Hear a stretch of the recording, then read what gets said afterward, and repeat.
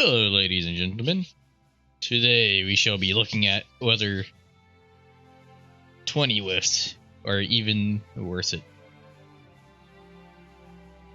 So let's get into it. I set up this test here in the United States. So, as you see, it's the communist United States of America versus the United States. And just to check everything out, as you see, I have on one side, on the United States side, we have 40 whiffs, just infantry, no artillery. Looking at the research, we see that we have 1939 Thompsons, 1938 basic, all the infantry upgrades to 39. Support companies, all 1936 research, even though it doesn't apply for this test because we're not using them. Artillery, we have up to the 1939 version. No research in land doctrine except for the first research of superior firepower. And then engineering, we have the radio, which gives plus 5% reinforcement rate. That's required for the signal company. And as you see, no other research. As you see, nothing, no military staff or any other buffs. Both sides have the Great Depression.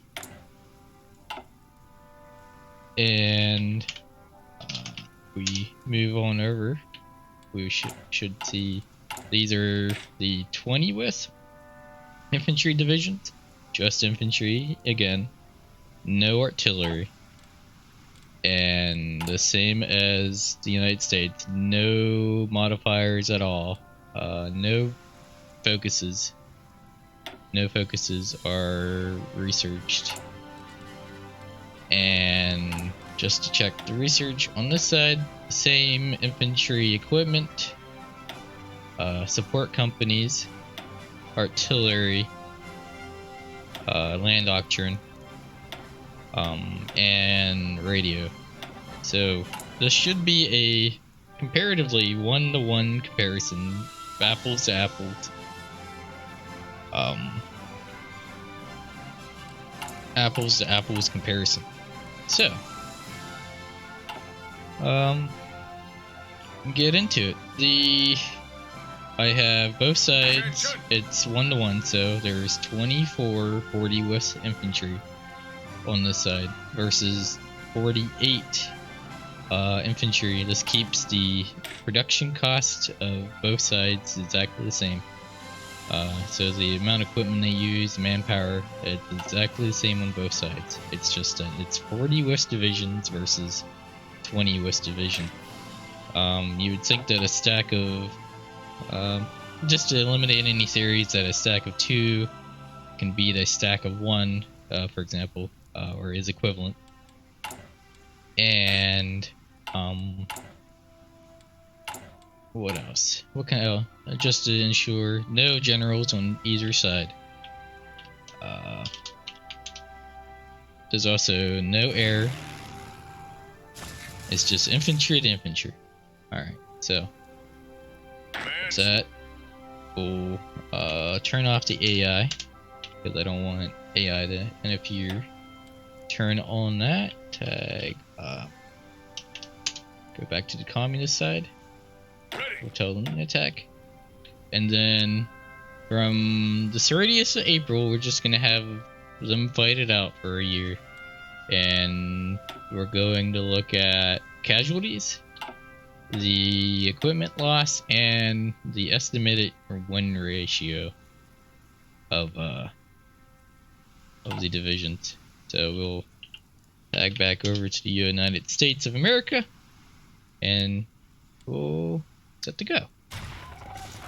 And notice it looks pretty even, right? Like all reds up here, but there was a bunch of greens down here for the United States side. We'll let the battle keep going for a little while. As you see, the 40 West side so far is at 40%, which, I mean, isn't what you expect. I expect us to keep rising though. So now we're at 50% already. More what you expect, and soon to be around 60%. Yep, 61, 62. And that's what you expect. And you notice already there's a discrepancy, or not discrepancy, but difference in estimated combat loss. It's like almost double already. Enemy combat losses versus combat. Let's check the casualties. As you see, United States 40 West divisions. We've only lost 63k manpower so far, while the 20 West infantry have already lost basically double. We're almost triple already. It's quite insane how much a 40 West division gains over a 20 West division. And it's like, you would think that having just 20 dudes instead of 40 dudes, but if you had 20 dudes plus 20 dudes on 40 dudes, it'd be the same result, but it's not. This game doesn't calculate it out that way. I don't know much of the calculations behind. I assume that it's just because of the, if you look at one of these battles, it's just a higher, slow it down here so we can look at a battle. I assume that it's just a higher attack, soft attack. It does more damage to the division, which actually is another good thing to check. We can check that. You see this side, they're all still regulars. However, I have a feeling if we go to the 20 West division, we'll see that they're probably losing. Yeah, they're losing their experience slowly over time due to their greater losses, and that in turn decreases their overall effectiveness during battle. They no longer get this 25% modifier as soon as they are bumped down or have losses. So that's another thing to keep in mind, why 40 whiffs absolutely wreck 20 whiffs on a 1-to-1. And like, if you play multiplayer and you're building 20 whiffs, I think you're doing it wrong. You really should just build 40 whiffs. They're, I would say, superior in almost every way. Even in Africa, like, you just use less divisions in Africa. Like, instead of sending 12, send 6. Or obviously, if you have like a really large front with low supply, like in Asia, 20 whiffs is fine. And like Japan should never, countries like Japan should never build 40 whiffs, or they do very few, for that reason. So I mean, there are still uses for 20 whiffs, but if you're fighting in Europe or America, for example, in this case. Oh, that's another thing. I remember what I wanted to do. I chose this part of America because for the most part it's plains and plains. Or, I mean, it's hills and plains here, but like plains and plains. Yeah. It's just that the two sides here are very equal, like terrain-wise. I wanted to eliminate any benefits that terrain, just trying to eliminate another variable in this test. Like, in plains, they don't give any attack or defense bonuses to the infantry or divisions. They give speed bonuses to like mechanized and armor, but other than that, they don't give like attack bonuses or defense bonuses. So that makes it really good for this comparison. Obviously, that's not true everywhere. In some cases, you'll be attacking cross rivers and stuff, so I still see this as a valid test even if they go into the mountains or have to attack cross rivers in this test, because that's what you're going to be facing in the game anyways. So having a little bit of variance here in the test, but having it go on for like a year or two should be enough of a test to really iron out any like oddities. Bleh. Can't speak today. Odyssey. Can't say it. Anyways. Oddities.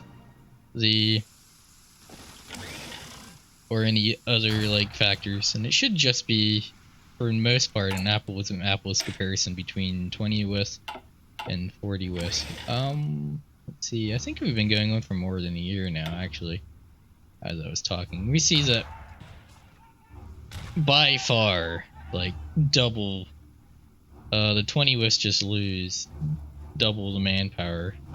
Look at the equipment loss. That's interesting. Oh, no, okay, yeah. Oh, forgot I was on the other side now. It's a significant amount of losses in equipment as well. It's, like, I don't see, unless, you know, you have really low supply or have a large front to protect, you just need dudes on the front. 20 whiffs are just not the way to go. Now you might say, well, what if I give them artillery? They should be better, right? Well, not really. Let's load the test again, right? And then we shall give the 20 whiffs. We'll make it a standard, what's the meta? 7-2? Alright. So we'll do a 7-2. Oh, this is America side. Let's turn off AI. Let's go over to the communist side. And we're gonna give it a standard 7-2. Again, this is 39 artillery, so everything's up to date, or equal at least. We'll save that. Equipment, we'll make sure it's always using the latest one. 39, so everything's equal. Again, we have to give the communist America some equipment here. So we'll give them 1 million artillery.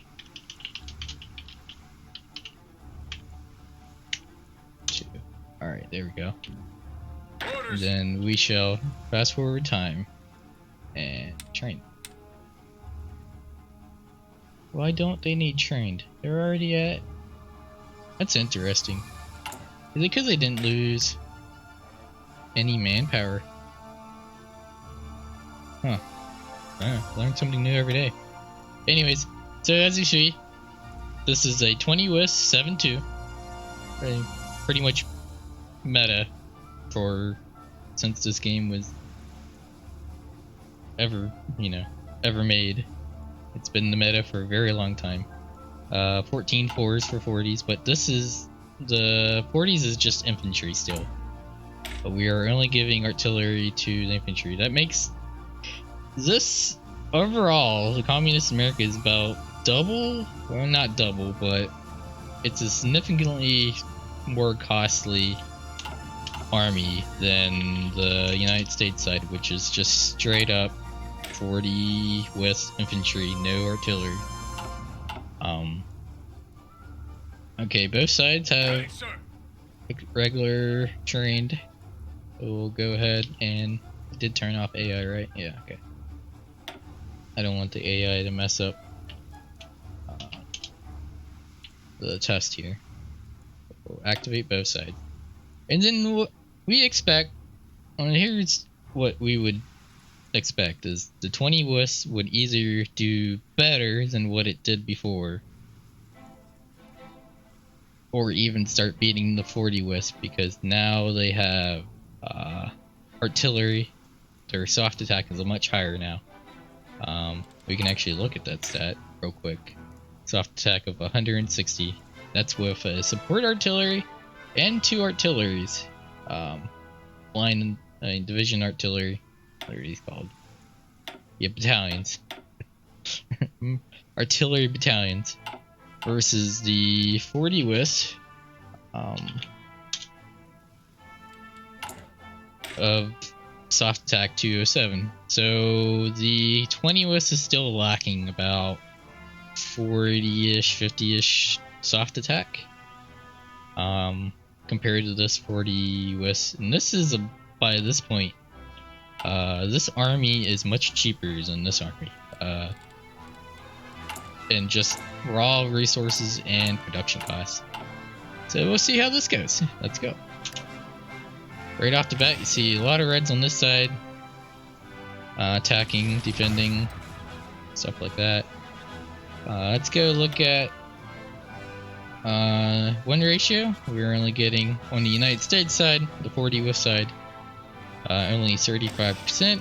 So, but it's slowly climbing.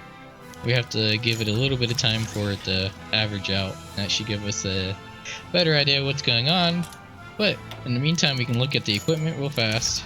So far, the equipment loss on our side is about a little bit more than the equipment lost on their side thus far.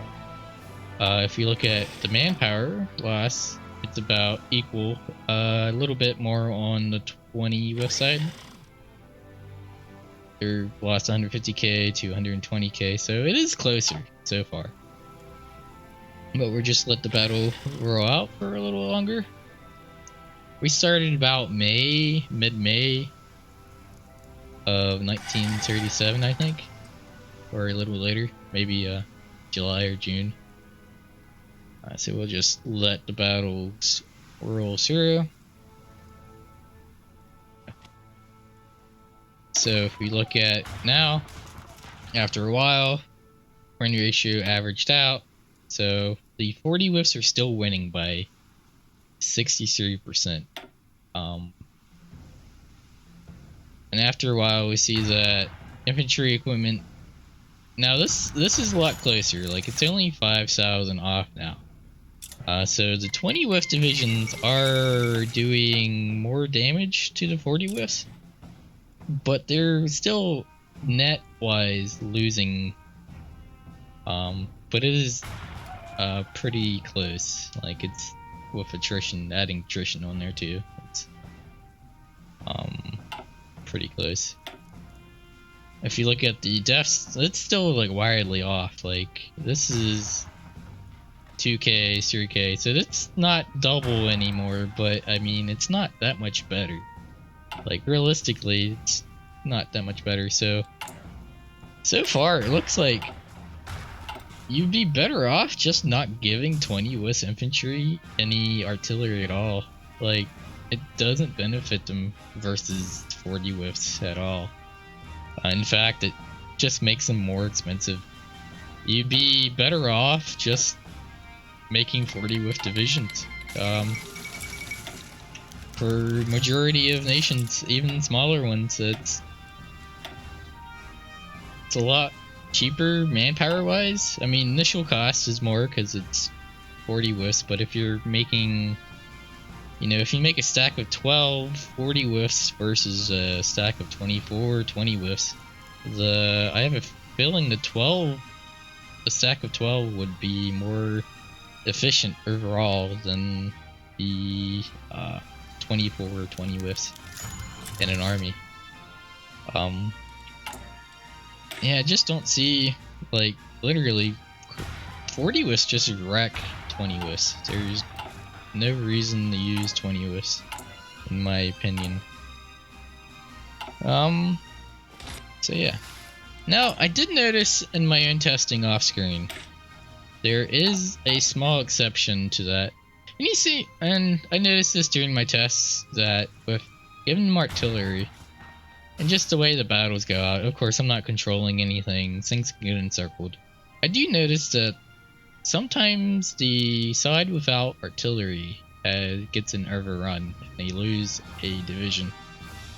I've done this test both with the 40 whiffs on this side, the communist, and this side. It doesn't change the outcome. It's about the 60% for the 40 whiffs, regardless of whether the 20 whiffs have artillery or not.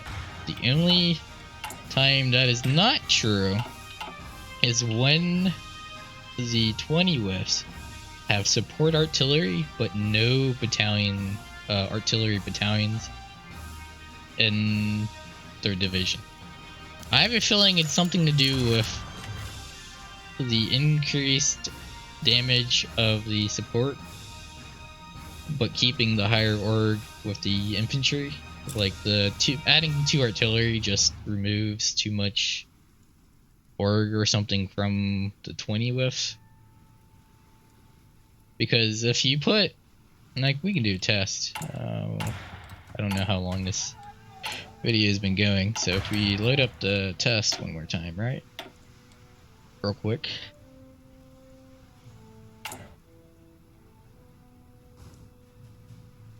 So we change let's turn off the AI one more time. Move over to communist side. Then we just add a single support artillery to this.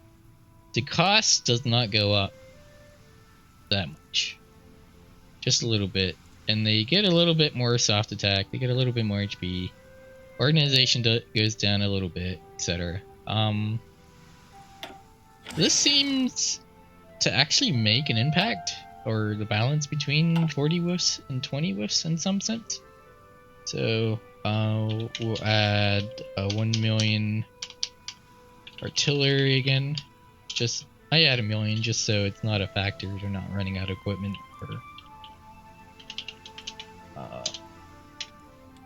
any of that. We want to roll all that stuff out in these tests. So there we go. We'll give these guys a second to. And these actually lose like a experience real quick. We'll bump them back up, have their entrenchment, everything else max out. Alright, should be good. We'll just wait till the end of May for this test. Should have done that with the other test, but I think you guys get the gist of it. So there we go. It is now June. We'll close all that out. Yes, sir. Tell these guys to attack. Go back to the USA side. Tell these guys to attack. Now again, it's 40 whiffs infantry versus 20 whiffs infantry, but the 20 whiffs has support artillery. And I've noticed in my last couple of tests, this actually helps the 20 whiffs more than giving it 2 additional artilleries. At least in this, test tube scenario, where it's just infantry versus infantry. And like, I think it'd be neat to have similar tests with like tanks and planes. Like, for example, some of my friends have had arguments over whether heavy fighters are actually better or not in dogfights because of their better range, and range factors into the effectiveness of the sorties, the flight. So the thinking was heavy fighters in an area with a higher coverage would have higher effectiveness, allowing the heavy fighters to shoot down more fighters or just gain air superiority better. Heavy fighters also give more, but I think that'd be an interesting test if you guys are interested in seeing that. I haven't done that yet, so I'm kind of curious myself. My thinking is we could do a air zone here, have a a level 10 airport here for the USA, and a level 10 airport here for the CSA, and have them just heavy fighters versus fighters duke it out, see which ones win. We can also check out some other things, whether like splitting up the flights into like smaller groups is more beneficial, or just keeping it like larger stacks of like 1,000, for example, changes anything or the outcomes of battles. I think that'd be interesting. But let me know if you guys would like to see that or not. Regardless, I'd probably do a video on it anyways, but it'd be nice to know if you guys are interested in that. Or if you guys have suggestions on what to test as well, like heavy tanks versus medium tank companies and stuff like that, or so let's look at this. So we see that over now it's been about half a year of fighting. Ratio went down to 57%. I mean, it's only a 3% difference, but you know. But if we look at the equipment, it's still, this is a lot better than that by double almost. And then the casualties are bad. So like regardless, like the only thing I noticed, yeah, the only thing is this is lower when the 20 West has the support artillery, and I'm not sure why. Like I said, maybe it's because the 20 West are a little bit better at defending with their infantry. I'm not too sure.